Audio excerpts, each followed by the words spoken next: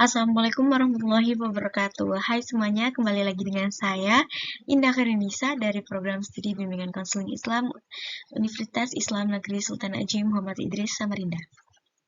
Di sini saya akan mereview film yang berjudul The Mighty. Nah, di mana film ini tuh menyisahkan tentang dua orang anak yang memiliki nasib yang sama atau di mana keduanya ini itu memiliki permasalahan yang masing-masing, tetapi mereka ini dipertemukan untuk saling melengkapi. Nah, permasalahan yang terjadi pada karakter pertama yaitu Max, nah di mana dia itu mengalami permasalahan disleksia, di mana dia kesusahan untuk membaca, memahami, nah sehingga dia itu sering kali tertinggal kelas. Nah, yang karakter kedua yaitu ada Kevin. Nah, Kevin ini mengalami permasalahan dengan kesehatannya, dia tidak bisa berjalan dengan baik, tetapi dia memiliki otak atau kepintaran yang sangat tinggi. Nah, perlu diketahui bahwa pada karakter Max ini itu mengalami kejadian-kejadian di masa lalu yang membuat dia kesusahan berkembang dalam dalam kehidupan sehari-harinya yang sekarang. Nah, pengalaman masa lalu ini yang mempengaruhi Max ini itu disebut sebagai pendekatan psikoanalisa, di mana masa lalu itu mempengaruhi masa depan. Nah, pengalaman yang dialami Max ini adalah dia menjadi saksi mata saat ayahnya sendiri, ayah kandungnya sendiri itu membunuh ibunya sendiri. Nah, di mana akhirnya Max ini itu dijadikan saksi dalam persidangan sehingga ayahnya ini diputuskan di penjara. Nah, dari situlah si Max ini itu mengalami keterlambatan karena rasa traumanya dia, sehingga dia itu susah untuk berbicara, susah bersosialisasi. Nah, dia sering kali disebut sebagai orang yang bisu karena ketidakterbukanya dia, karena kesulitannya dia itu dalam membaca dan bersosialisasi, sehingga dia itu menjadi orang yang tertutup. Kemudian pada karakter Kevin ini, dia itu sama saja, mungkin dia lebih ke tertutup karena tidak ada yang mau berteman dengan dia karena adanya kekurangan itu.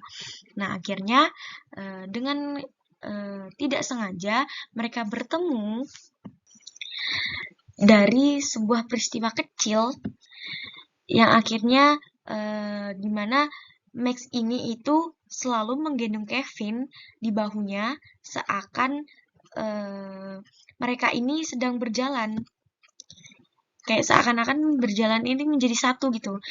Kevin sebagai pengendali dan Max ini tuh sebagai kendaraan. Maksudnya ini tuh kayak bisa disebut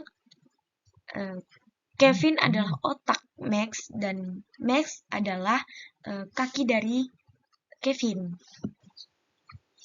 Nah, keduanya ini itu akhirnya memutuskan bersama-sama mereka menempuh berbagai macam pertualangan. Jadi mereka ini mencoba untuk berpetualang dengan keadaan mereka yang seperti itu, dengan Max di bahu, Max sebagai kaki dan Kevin sebagai otak dan berada di duduk di atas bahu Max. Nah, keduanya ini itu melakukan pendekatan humanistik di mana mereka ini membutuhkan rasa keamanan, kenyamanan, terus cinta kasih sayang, bahkan itu entah dari keluarga atau dari antara mereka. Persahabatan mereka menunjukkan bahwa kekurangan itu tidak menjadikan masalah dalam persahabatan, bahkan itu menjadi sebuah kelengkapan atau menjadi satu kesatuan yang kalau dilihat itu sangat indah. Dan pada akhirnya karena umur Kevin yang tidak akan lama lagi, karena banyak kesalahan-kesalahan yang Kevin lakukan, padahal sudah sering diingatkan bahwa jangan makan terlalu cepat karena nanti dia tersedak dan itu akan mengganggu kesehatannya dia, dan akhirnya terjadi, dan orang tua dari Kevin diberitahu oleh dokter bahwa umur dari Kevin tidak akan lama lagi.